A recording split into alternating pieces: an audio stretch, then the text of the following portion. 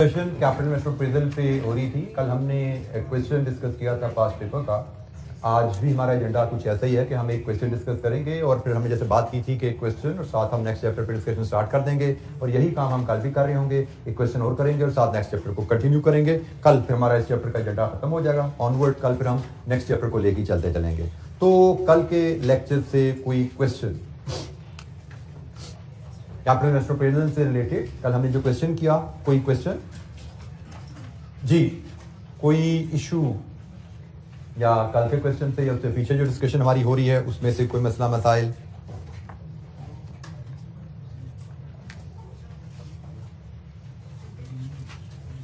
अच्छा जी, हम एक क्वेश्चन और देखते हैं।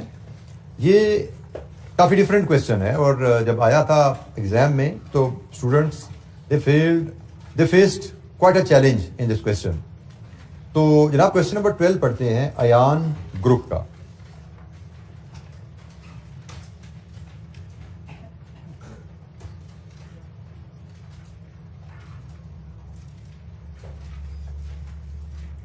ये जी क्वेश्चन 12 हमारे सामने है। अयान ग्रुप स्प्रिंग 2020 का क्वेश्चन नंबर 3 है। इसकी requirement, by using NPV method recommend whether management of AG should continue to operate SC for a further period of 3 years or discontinue now। क्या कंपनी अपने बिजनेस को मजीद 3 साल तक चलाए या अभी बंद कर दे? एनपीवी एनालिसिस की मदद से ये फैसला करना है। पढ़ते हैं जी सवाल, फिर देखते हैं कि किस तरह हम ये फैसला कर सकते हैं एनपीवी की मदद से, क्योंकि हमने तो अभी तक जो फैसला करना सीखा है कि प्रोजेक्ट में इन्वेस्टमेंट करें या ना करें। यहां पे प्रोजेक्ट में इन्वेस्टमेंट हुई भी है, प्रोजेक्ट चल रहा है, हमसे पूछा जा रहा है प्रोजेक्ट को मजीद 3 साल चलाएं या अभी बंद कर दें। तो रिक्वायरमेंट से पता लग रहा है कि सवाल थोड़ा डिफरेंट है। तो कहानी पढ़ते हैं जिसकी। Ayaan group open a pizza outlet under the brand name सेचीज 2 years ago। 2 साल पहले पिज्जा आउटलेट खोली थी। Initial assessment of the investment in SC had high financial prospects। AG entered into a 5-year rent agreement for pizza outlet. The rent for the first year was agreed 600,000, subject to an annual increment of 10%. For pizza preparation, AG imported equipment amounting to 5 million, having useful life of 5 years, with a residual value of 1 million.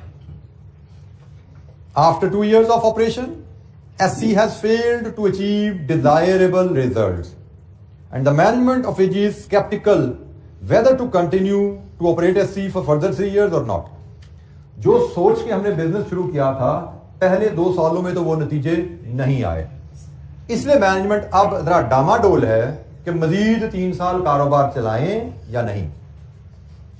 5 साल का agreement कर लिया, plant मंगवा लिया, 2 साल गुजरने के बाद अब हम शशोपंज में हैं कि हमें 3 साल चलना चाहिए या नहीं। You have been provided the following information in this regard. Sale for the first 2 years were amounted to 7.5 and 9 million respectively. Variable costs for the first 2 years were 6 million and 7.08 million respectively. Fixed costs other than rent and depreciation for the first 2 years were amounted to 5 lakh or 5,25,000. The trend in sales, variable cost and fixed costs other than rent and depreciation from year 1 to 2 is expected to continue in future। Rent की कहानी उसने अलहदा बता दी है। यहां पे 6 लाख पहले साल का, ऑनवर्ड 10% इजाफा, 5 साल तक ये इजाफा ऐसे चलते जाना था एग्रीमेंट के तहत। सेल्स उसने कहा 1 साल से 2 साल में जिस रेट से ग्रो की है अगले सालों में भी यही ग्रोथ रहेगी। वेरिएबल कॉस्ट पहले साल से दूसरे साल जिस रेट से ग्रो की है आइंदा यही रहेगी, और फिक्स कॉस्ट की भी पहले साल से दूसरे साल जो ग्रोथ है आइंदा यही रहेगी। डेप्रिसिएशन उसने कहा जी पॉलिसी के मुताबिक देख लेना, उसका क्या हिसाब किताब है वो बता दी जाएगी आपको policy. If management of AG decides to discontinue the investment in SC now, अभी फैक्ट्री बंद करें, अपनी आउटलेट बंद करें, equipment could be sold for 4 million। Further, the termination of rent agreement would require 3 months notice period। आप आज factory बंद करेंगे तो 3 महीने का नोटिस पीरियड रेंट भी देना पड़ेगा।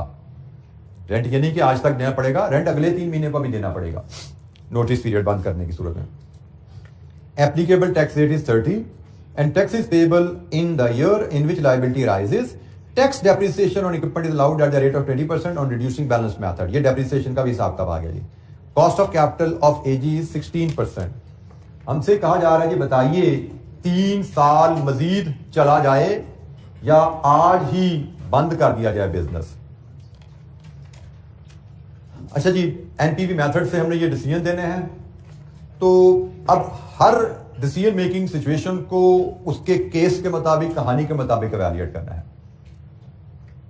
हमसे कैपिटल इन्वेस्टमेंट अप्रेजल करवाई जाती थी.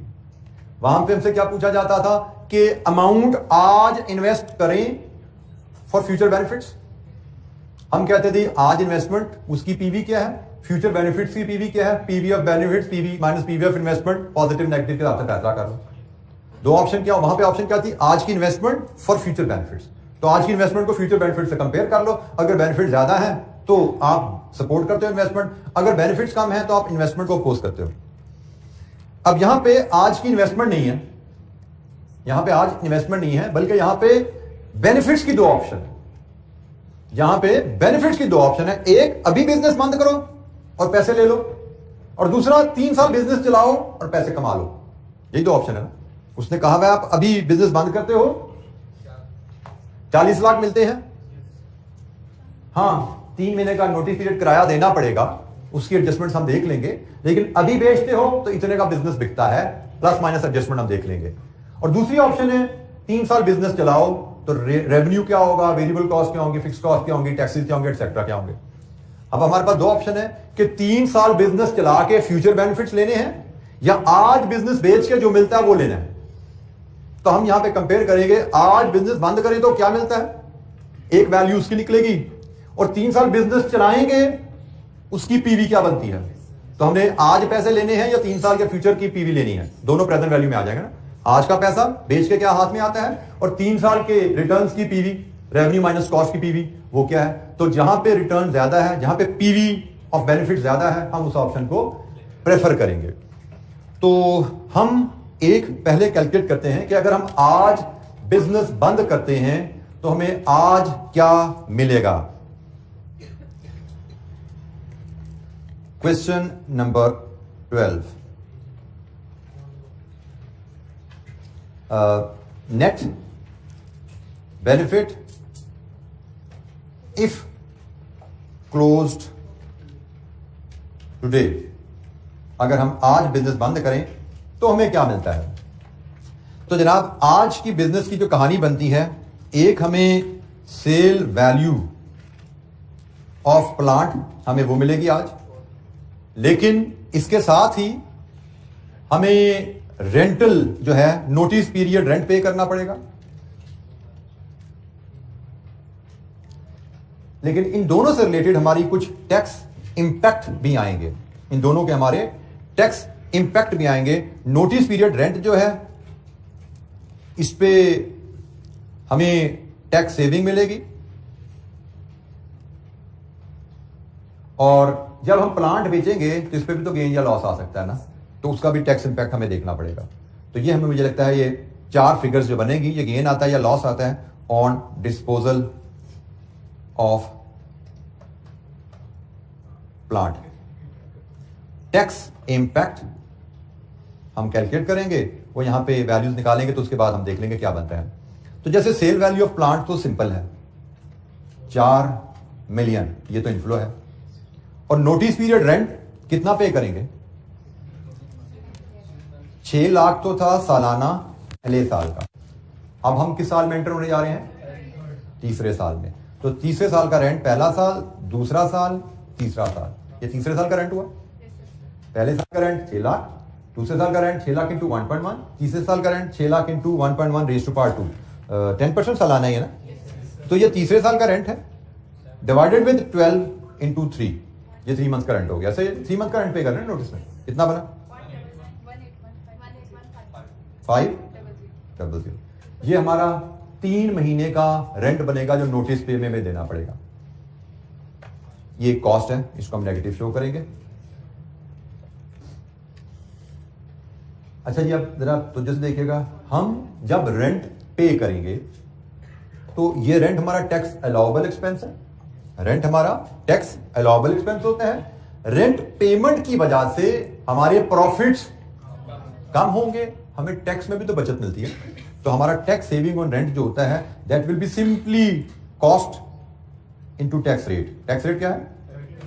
तो जनाब बताइए। 54,450 ये सेविंग है। हम जब 181,500 का टैक्स पे करेंगे लैंडलॉर्ड को, तो वो रेंट की पेमेंट जो है हमारी टैक्स अलाउबल एक्सपेंस है, और इस एक्सपेंस को अपनी टैक्स रिटर्न में जब डालेंगे तो वहां पे हमें टैक्स इतना कम पे करना पड़ेगा। तो हमारी जेब से ये पैसा जब गया तो हमारी टैक्स पेमेंट इतनी रिड्यूस भी होगी ना इसकी वजह से। इसको हम टैक्स सेविंग ऑन एक्सपेंस कहते हैं। तो जब हम कोई एक्सपेंस पे करते हैं तो उस एक्सपेंस की वजह से हमें टैक्स सेविंग मिलती है। नॉर्मली तो हम ना पीएनएल बना रहे होते हैं। पीएनएल में जब हम रेवेन्यू में से कॉस्ट लेस करते हैं तो हमारे प्रॉफिट्स रिड्यूस हो जाते हैं, और हम प्रॉफिट्स पे टैक्स कैलकुलेट करते हैं तो वो रिड्यूस्ड टैक्स कैलकुलेट हो जाता है। बट यहां पे तो हम चूंकि प्रॉफिट्स कैलकुलेट ही नहीं कर रहे, तो इसलिए वो रिड्यूस टैक्स वाली कैलकुलेशन यहां पे नहीं आती। इस यहां पे तो हम सिर्फ कॉस्ट ही ले रहे हैं। तो जब सिर्फ कॉस्ट ले रहे हैं तो कॉस्ट पे टैक्स सेविंग आपको लिहाजा से लेनी पड़ती है। जब रेवेन्यू माइनस कॉस्ट ले रहे होते हो तो रेवेन्यू में से जब कॉस्ट लेस होती है ऑटोमेटिकली प्रॉफिट रिड्यूस हो जाता है, और रिड्यूस प्रॉफिट पे आप जब टैक्स कैलकुलेट करते हो तो रिड्यूस टैक्स आ जाता है। टैक्स सेविंग वहां पे आपकी एडजस्ट हो जाती है। लेकिन इस केस में चूंकि हम रेवेन्यू ही नहीं ले रहे, हम तो ले ही सिर्फ कॉस्ट रहे हैं, तो कॉस्ट का टैक्स सेविंग का इफेक्ट इस तरह हमें फिर शो करना पड़ता है। ठीक है जी। अगर हम प्रॉफिट्स कैलकुलेट कर रहे होते तो प्रॉफिट्स हमारे कॉस्ट की वजह से लो हो जाते हैं, और रिड्यूस प्रॉफिट्स पे टैक्स सेविंग ऑटोमेटिकली रिफ्लेक्ट हो जाती है। यहां पे हम टैक्स कैलकुलेट ही नहीं कर रहे थे, हम यहां पे प्रॉफिट्स कैलकुलेट ही नहीं कर रहे थे। जब ऐसा सिनेरियो हो तो हमें फिर टैक्स सेविंग को अलग से दिखाना पड़ता है। अच्छा जी, ये प्लांट की डिस्पोजल की कहानी, इसको हम एक छोटी सी वर्किंग में डील कर लेते हैं। हम एक शेड्यूल बना लेते हैं। ये शेड्यूल हमारे सेकंड ऑप्शन में भी काम आएगा। हम अपने प्लांट का एक रीपेमेंट अपना डेप्रिसिएशन शेड्यूल बनाते हैं। टैक्स डेप्रिसिएशन और ईयर ऑफ डेप्रिसिएशन।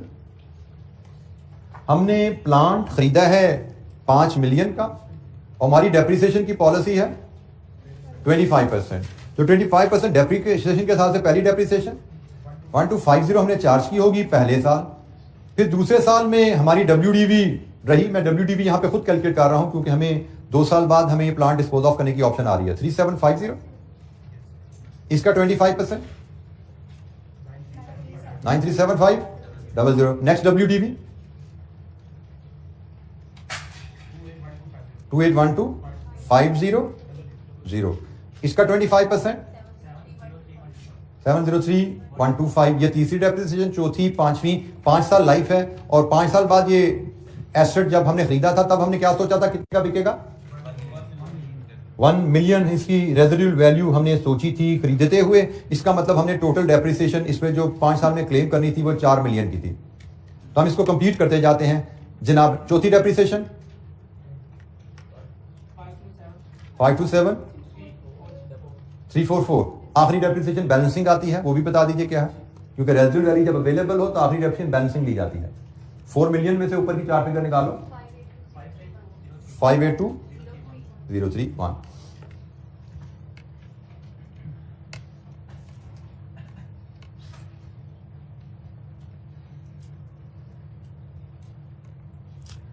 अच्छा जी, ये हमारे पास डेप्रिसिएशन शेड्यूल है। अब इस डेप्रिसिएशन शेड्यूल से हम देखते हैं हम कितने साल बाद एसेट बेचने जा रहे हैं। 2 साल बाद। 2 साल बाद एसेट की WDV क्या है? यही है। तो जनाब हमें यहां पे इसका मतलब 28125000 एसेट की WDV है, और एसेट बिक कितने का रहा है?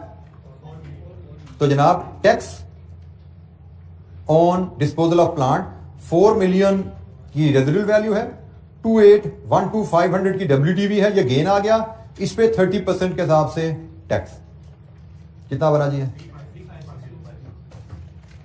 352,356,250 ये टैक्स है जी गेन पे। तो जनाब अब यहां से इन चारों फिगर्स का टोटल कर लीजिए, क्या बनता है। यहां से टोटल करना शुरू करेंगे, यहां तक आएंगे। What is the total? 3516,700।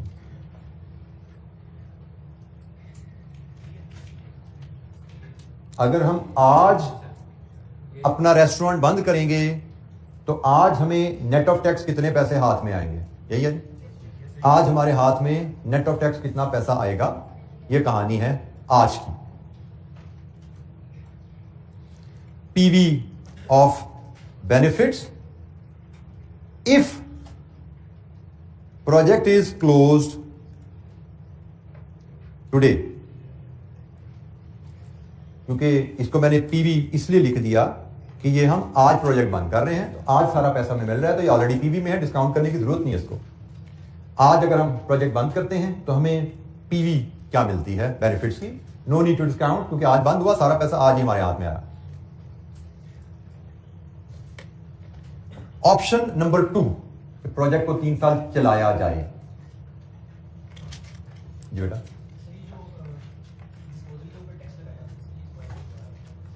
बेटा डिस्पोजल पे टैक्स आपका लगा है, प्लांट बिका कितने का है 2 साल बाद, और 2 साल बाद जब आप प्लांट बेच रहे हो तब आपकी डब्ल्यूडीवी क्या है, ये आपकी डब्ल्यूडीवी है आफ्टर 2 इयर्स। एक डेप्रिसिएशन चार्ज हुई साल बाद, 2 साल बाद, तो डब्ल्यूडीवी ये बन गई ना आपकी। जब आप प्लांट बेच रहे हो आपकी डब्ल्यूडीवी क्या है, और बिक कितने का रहा है प्लांट, टैक्स डब्ल्यूडीवी और रेजिडुअल वैल्यू का डिफरेंस गेन और डिस्पोजल है, और गेन पे 30% के हिसाब से ये टैक्स है।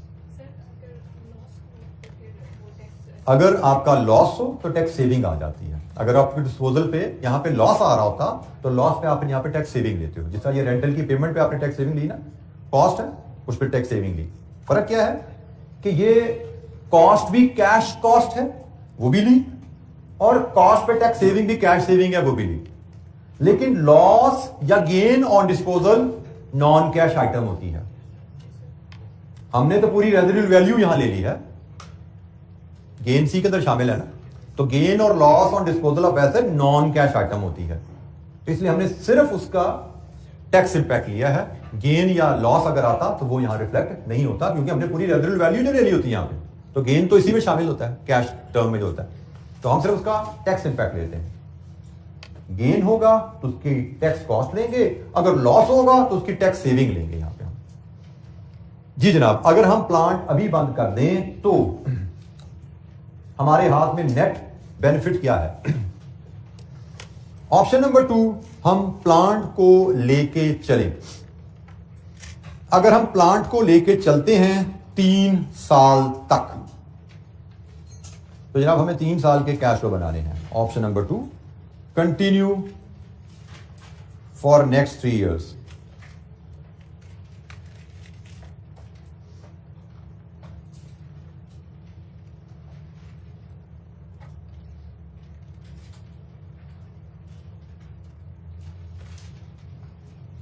अब हमें 3 साल तक इसको लेकर चलना है, तो ईयर 3, ईयर 4 और ईयर 5।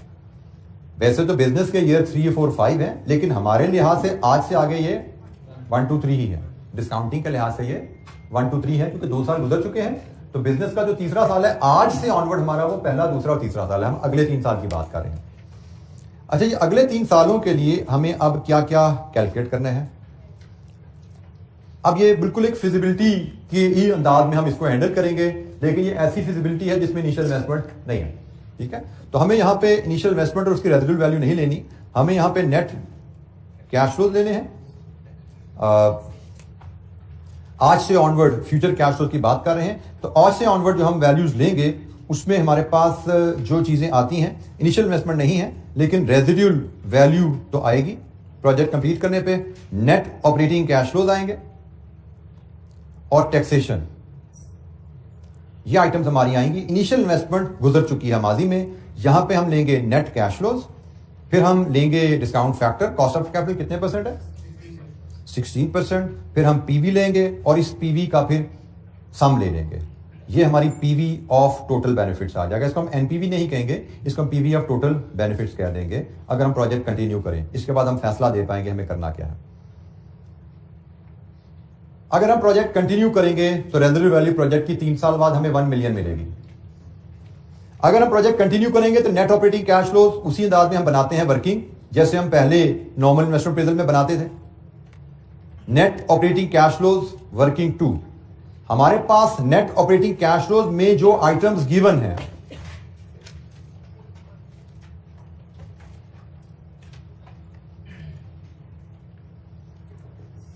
हमें 1, 2, 3 में सेल्स गिवन है, इसमें से लेस कर देंगे वेरिएबल कॉस्ट, इसमें से लेस कर देंगे fixed cost.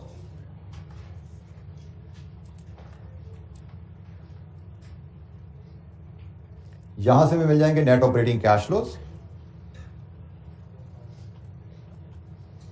Net operating cash flow से मजीद आगे चलेंगे, इसमें से डेप्रिसिएशन लेस करेंगे, हमें टैक्सेबल प्रॉफिट आएगा और टैक्सेबल प्रॉफिट्स पे हम tax at the rate of 30% calculate कर देंगे।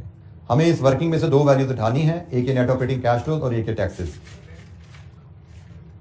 बिल्कुल जी, रेंट भी एक कॉस्ट है, वो फिक्स कॉस्ट के अलावा है। और इसीलिए जो मैंने कहा था एक लाइन छोड़ के लिखा कर, उसकी शायद एक वजह यही होती है कि बाद में चीजें भूल जाती हैं, हमें लाइंस छोड़ी होती हैं तो आसानी से हम इनकॉर्पोरेट कर पाते हैं वैल्यूज। हमारी फिक्स्ड कॉस्ट के अलावा एक कॉस्ट रेंट भी है, रेंट के अलावा फिक्स्ड कॉस्ट का जिक्र किया गया है।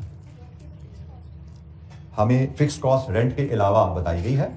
फिक्स्ड कॉस्ट रेंट के अलावा जो है उसकी कहानी कुछ और है और रेंट की ग्रोथ रेट की कहानी कुछ और है, इसलिए हमें इन दोनों को अलग-अलग दिखाना है। रेंट की ग्रोथ 10% सालाना है, फिक्स्ड कॉस्ट की ग्रोथ क्या है सालाना वो हमें देखनी पड़ेगी, हमें कैलकुलेट करनी पड़ेगी। अच्छा जी, अब हम सेल्स की बात करते हैं। हमें उसने कहा है सेल्स का पैटर्न क्या है, पिछले साल की सेल में इजाफा किस रेट से, जिस रेट से ईयर 1 से 2 में इजाफा आया। तो हम करते क्या हैं, हम पिछले साल की सेल की फिगर लाते हैं। पिछले साल की सेल की फिगर मतलब ईयर 2 की सेल की फिगर क्या थी, ईयर 2 की सेल की फिगर 9 मिलियन। इसमें इजाफा डालना है क्या, वो हम वर्किंग 3 में बना लेते हैं। वेरिएबल कॉस्ट पिछले साल की क्या थी, बल्कि मैं इसको पिछले साल नहीं कहता, मैं इसको, हाँ जी चले बिल्कुल ठीक है, 9 मिलियन। वेरिएबल कॉस्ट पिछले साल की क्या थी, 70800000। इसमें इजाफा क्या डालना है वो हम कैलकुलेट कर लेंगे, ये भी वर्किंग 3 में हम डील कर लेते हैं। फिक्स कॉस्ट पिछले साल की क्या थी, 5,25,000। इसमें इजाफा क्या डालना है ये भी हम वर्कआउट कर लेंगे वर्किंग 3 से। और आखिर में आ गया रेंट। तो रेंट हमें पता है, पहला रेंट जो हमने पे करना है वो तीसरे साल का है, तो पहला रेंट बनेगा 6 lakh into 1.1 raise to power 2, ऐसा ही है जी। ये पहला रेंट है, उसके बाद लास्ट ईयर इंटू 1.1 करेंगे। रेंट में सारे ग्रोथ रेट हमें पता है, तो हम इसको हल कर लेते हैं। पहले साल का रेंट 1.1 से मल्टीप्लाई किया, दूसरे साल का रेंट रेज टू पावर 2 किया, तीसरे साल का रेंट। कितना रेंट है तीसरे साल का, 726,000। एक और ग्रोथ डालो इसमें 10%, 798,600। एक और ग्रोथ 878,460। रेंट की में तो हमें ग्रोथ रेट गिवन थी, तो इसलिए रेंट की फिगर हमने पहले डाल दी कि अगर हम बिजनेस कंटिन्यू करेंगे अगले 3 सालों में हमारा रेंट क्या जाएगा। अगर बिजनेस कंटिन्यू करेंगे तो सेल्स हमारी क्या होंगी, उसके लिए हमें ग्रोथ रेट चाहिए। तो हम ग्रोथ रेट सेल्स का, वेरिएबल कॉस्ट का और फिक्स कॉस्ट का हम यहां पे वर्कआउट कर लेते हैं। सेल्स का ग्रोथ रेट 9 मिलियन की सेल्स दूसरे साल में है, पहले साल में कितनी थी सेल्स, 7.5 मिलियन। तो जनाब पहले साल के मुकाबले में दूसरे साल में सेल्स में कितनी ग्रोथ आई, 20%। पहले साल, दूसरे साल की वेरिएबल कॉस्ट 7080 है, पहले साल की वेरिएबल कॉस्ट कितनी थी, 6 मिलियन। तो जनाब जो इजाफा सेल्स में आया वो पहले साल के मुकाबले में कितना इजाफा है, 18%।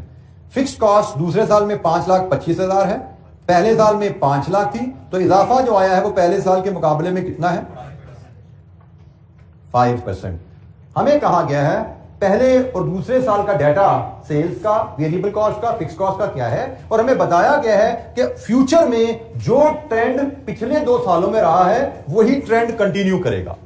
मतलब पिछले 2 सालों में जो रेट ऑफ ग्रोथ रहा है आइंदा सालों में भी वही रेट ऑफ ग्रोथ रहने वाला है। मतलब हमारी दूसरे साल की सेल 9 मिलियन थी, तो तीसरे साल की सेल 9 मिलियन इंटू 1.2 हो जाएगी। कितनी बनी, 10,000, 800, 000। उससे अगले साल की सेल रेज टू पावर 2, तो हम यहां पे सिंपली n लगा देते हैं कि भाई n और ईयर मैच करते जाओ, आगे चलते जाओ। n1 है तो ये आ गई, n2 करो तो ये आएगी 96 जी। ईयर n को 3 करो तो अगली सेल आ जाएगी 1,555,2,000। सेल्स की फिगर हमने कैसे वर्कआउट की देख लीजिए। हमें पहले 2 साल की सेल्स दी गई हैं और बताया गया है सेल्स में जो ग्रोथ का ट्रेंड पिछले 2 सालों में रहा है, हमने कैलकुलेट किया पिछले 2 सालों में जो सेल्स का ट्रेंड रहा है 20% है, वही ट्रेंड आगे कंटिन्यू करेगा, ऑनवर्ड 20% से सेल्स सालाना ग्रो करती रहेगी। तो दूसरे साल 9 मिलियन थी, तीसरे साल 20% ग्रोथ के बाद ये आ जाएगी, चौथे साल मजीद 20% ग्रोथ के बाद, पांचवें साल मजीद 20% ग्रोथ के बाद। ये हमारी सेल्स है। इसी अंदाज में वेरिएबल कॉस्ट की ग्रोथ हमने निकाली है 18% और ये भी रेज़ टू पावर n। तो पहली कॉस्ट जो अगले साल में आनी है 70 80 000 into 1.18 835 4400 ये कॉस्ट है जी हमारी। नेक्स्ट एक और 18% की ग्रोथ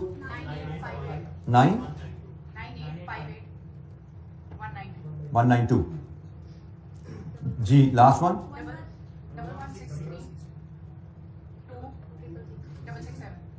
2667।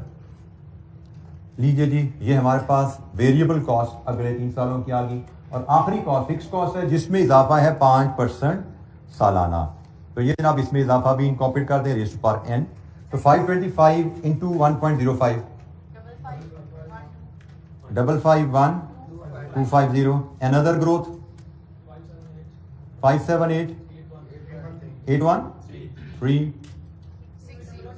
607 753। लीजिए जी, अगर हम कारोबार लेके चलते हैं तो ये रेवेन्यू, ये वेरिएबल कॉस्ट, ये फिक्स कॉस्ट और ये रेंटल, ये हम फेस करेंगे आने वाले 3 सालों में। इनका सम करें, नेट ऑपरेटिंग कैश फ्लोज पहले साल के 350, दूसरा साल 1724 तीसरा साल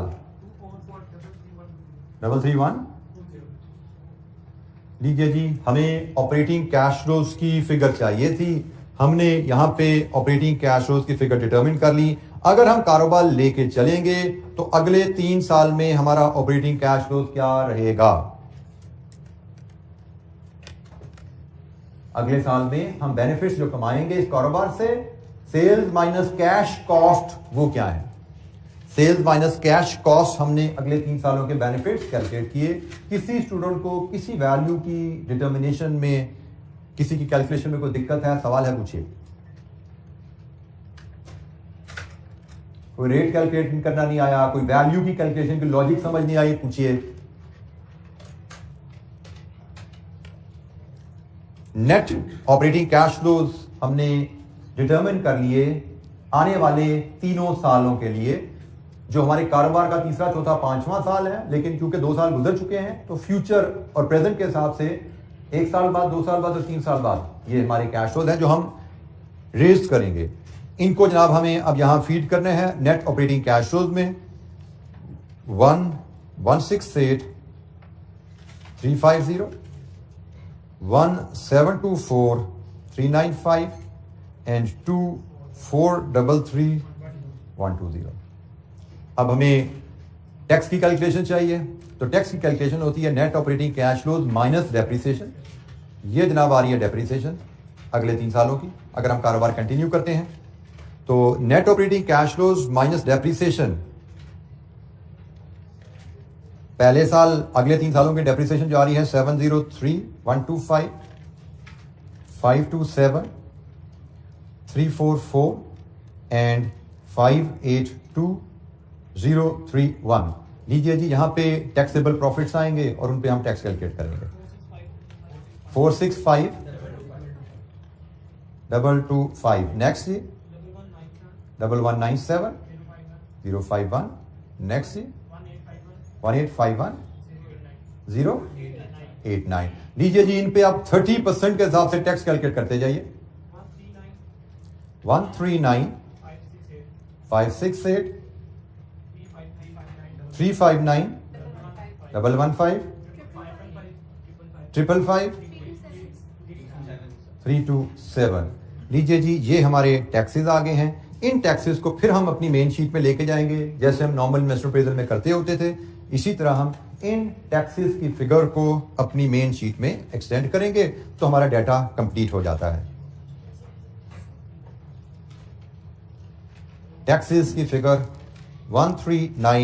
568 359 एंड 555 लीजिए जी, डाटा अब हमारे पास कंप्लीट है। सम कीजिए इनका, 16% पे डिस्काउंट कीजिए और पीवी निकाल के हर साल के कैश फ्लो की पीवी लेके, हर साल के कैश फ्लो की पीवी लेके सम बताना है आपको जी। मुझे अब फाइनल वैल्यू ये सम की आप शेयर करें।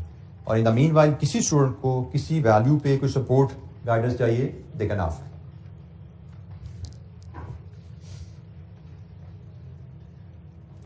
किसी वैल्यू की कैलकुलेशन में कोई गाइडेंस सपोर्ट चाहिए, पूछ सकते हैं।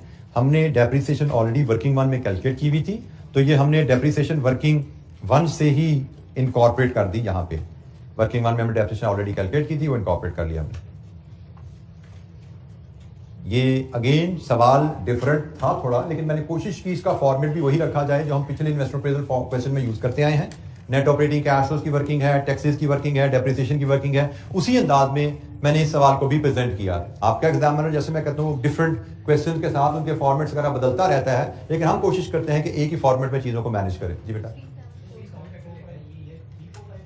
नहीं बेटा, हम जहां से आज खड़े हैं, आज जहां खड़े हैं, that is 0 for discounting purposes. ठीक है, तो ईयर 1 2 3 का फैक्टर आएगा। ये 3 4 5 बिजनेस के ईयर्स हैं, लेकिन हमारी टाइमिंग के लिहाज से आज जहां हम खड़े हैं, साल बाद, 2 साल बाद, 3 साल बाद। बिजनेस के 3 साल आज से साल बाद पूरे हो रहे हैं, बिजनेस के 4 साल आज से 2 साल बाद पूरे हो रहे हैं, बिजनेस के 5 साल आज से 3 साल बाद पूरे हो रहे हैं। तो हमें तो जब जहां खड़े हैं हमारे लिए प्रेजेंट वैल्यू उस तारीख पे कैलकुलेट होगी, हमारे लिए वही 0 है। 3745 878।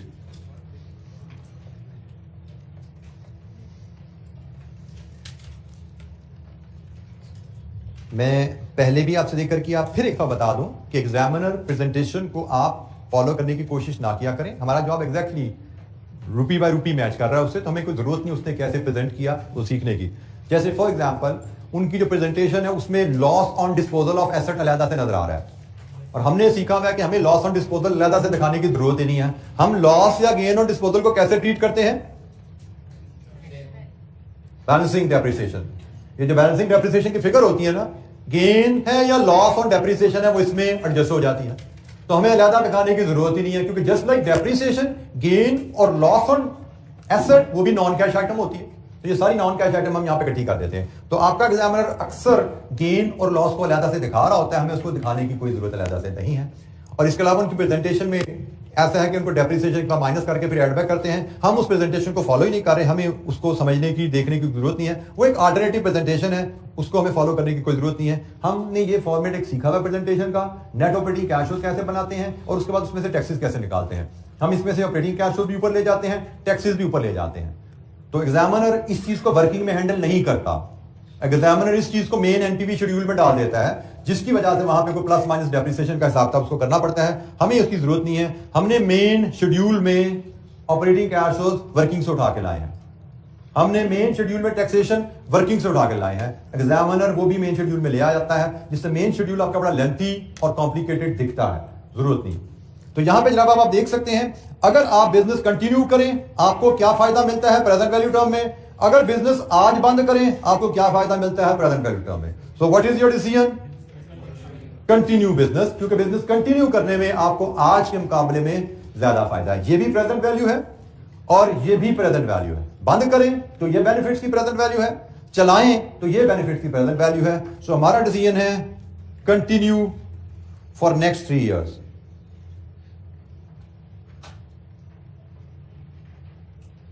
अगले 3 साल बिजनेस को कंटिन्यू करना चाहिए। जी जनाब, एनी क्वेश्चन? किसी वर्किंग पे कोई गाइडेंस चाहिए, कोई सपोर्ट चाहिए आपको, पूछिए जी।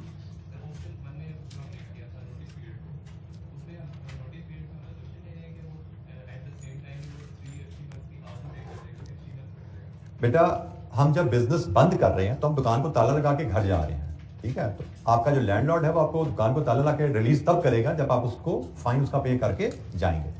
नोटिस पीरियड बिजनेस में जब आप बिजनेस क्लोज करते हैं, द टाइम ऑफ क्लोजर आपको इकट्ठा लमसम पे करना होता है। This is the normal business transaction, ठीक है। और अगर वो 3 मंथ्स भी हो तो हम तो एनुअल डिस्काउंटिंग करते हैं ना, वैसे तो अपफ्रंट ही गया ये, लेकिन 3 मंथ्स भी हो तो डिस्काउंटिंग तो एनुअल हो रही होती है, मंथली डिस्काउंटिंग तो हम वैसे नहीं करते, हम तो उसको वैसे ही start of the year treat करके प्रेजेंट वैल्यू में डाल देंगे हम उसको। जी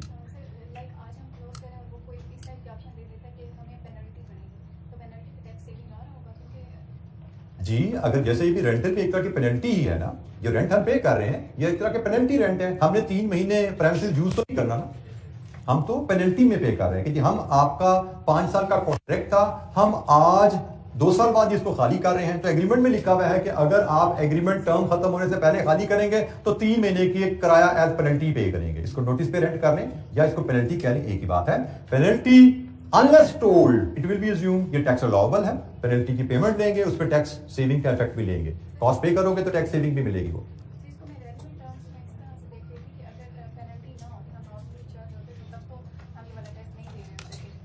बेटा अगर हम नॉर्मली चल रहे होते तो वो रेंट हम यहाँ पे कर रहे हैं, वो रेंट तो पेनल्टी से 2 ऑप्शन है ना, अब वो पेनल्टी पे करो या ये रेंट पे करो, दिस इज द क्वेश्चन। या पेनल्टी पे करो तो क्या है, वो नहीं करना तो फिर ये करो तो क्या है, हम यही तो असेस कर रहे हैं। Either you go for the penalty 3 months close business now, और you continue for 3 years and complete the business 5 years complete करो। तो आइदर और केस है। हमने इसको केस बिल्ड ही ऐसे किया कि अगर हम आज बंद करते हैं तो हमारे पास हाथ में नेट कितना पैसा आता है, अगर हम 3 साल चलाते हैं तो नेट हाथ में कितना पैसा आता है। हमें इन दोनों ऑप्शन में से कोई एक चूज करनी है। हम ये ऑप्शन चूज करें, ऑप्शन नंबर 1, और इतना बेनिफिट हासिल कर लें, या हम ऑप्शन नंबर 2 चूज करें और हम इतना बेनिफिट हासिल कर लें। आइदर और है ना, दोनों इकट्ठी तो नहीं होती। जी बेटा ऑप्शन 1 में क्या चीज आपको रेलेवेंट, अब ऑप्शन 1 में है तो सिर्फ ये आपके सामने है। अब बोलिए।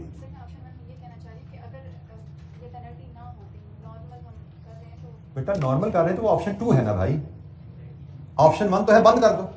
फिर आप अगर कह रहे हैं अगर हम नॉर्मल करते तो नॉर्मल तो ऑप्शन 2 की बातें हैं यहाँ बीच में। जब आप ऑप्शन 1 की बात कर रहे हैं तो कह रहे हैं बंद कर दो, खत्म हो गई, there is no other thinking, no other point here, बंद कर दो। बंद करो तो क्या हमारे हाथ में आएगा, दिस इज ऑप्शन 1। ये ऑप्शन 1 तो यहीं पे खत्म हो जाती, अगर के साथ तो फिर ऑप्शन शुरू हो जाती है ना, ऑप्शन 2 शुरू हो जाती है। अगर वो ऑप्शन 2 शुरू होगी है वो हमने लादा देख लिया। जी एनी क्वेश्चन, कोई सवाल? अच्छा जी, आज मेरा ख्याल था हम शायद सोर्स ऑफ फाइनेंस पे बात शुरू कर पाए, लेकिन बात तो हमारी शुरू नहीं होती नजर आ रही, लेकिन हम उसका सिर्फ एक पहली स्लाइड में आपसे जरा दिखा देता हूं ताकि आपको उसकी सिग्निफिकेंस पता लग जाए। सिग्निफिकेंस इस टॉपिक की हमारी क्या है वो सिर्फ शेयर कर लेते हैं आपसे। आपको पता हम इस अंदाज में स्लाइड्स को लेकर चल रहे थे कैप 6 के लिहाज से। इन्वेस्टमेंट अप्रेजल का पोर्शन हम कंप्लीट कर चुके हैं। मॉडल पेपर स्प्रिंग 22 के मार्क्स हमारे सामने आ रहे हैं, लॉन्ग क्वेश्चन नहीं आता है। Sources of finance model paper में 1 MCQ, 8 लॉन्ग क्वेश्चन में टोटल 9 नंबर हैं। स्प्रिंग में सिर्फ 3 मार्क्स के 1 या 2 MCQs हैं, ठीक है। सो सोर्सेज ऑफ फाइनेंस एक छोटा टॉपिक है जिसमें हम डिस्कस करेंगे बिजनेस को फाइनेंस की जरूरत हो तो बिजनेस, जैसे भी हमने कहा जी कैपिटल इन्वेस्टमेंट अप्रेजल, आप कैपिटल प्रोजेक्ट करना चाहते हो तो उसके लिए पैसा चाहिए ना, फाइनेंस चाहिए। तो सोर्स ऑफ फाइनेंस में हम डिस्कस करेंगे, हमने कोई प्रोजेक्ट करना है तो हमें उसके लिए फाइनेंस की जरूरत पड़ती है। बिजनेस फाइनेंस किन किन सोर्सेज से हासिल कर सकता है और उनके कुछ फीचर्स सोर्स ऑफ फाइनेंस के डिस्कस करेंगे। तो वेल 90% 95% ये थ्योरेटिकल टॉपिक होने वाला है और ये एक रिलेटिवली छोटा टॉपिक है।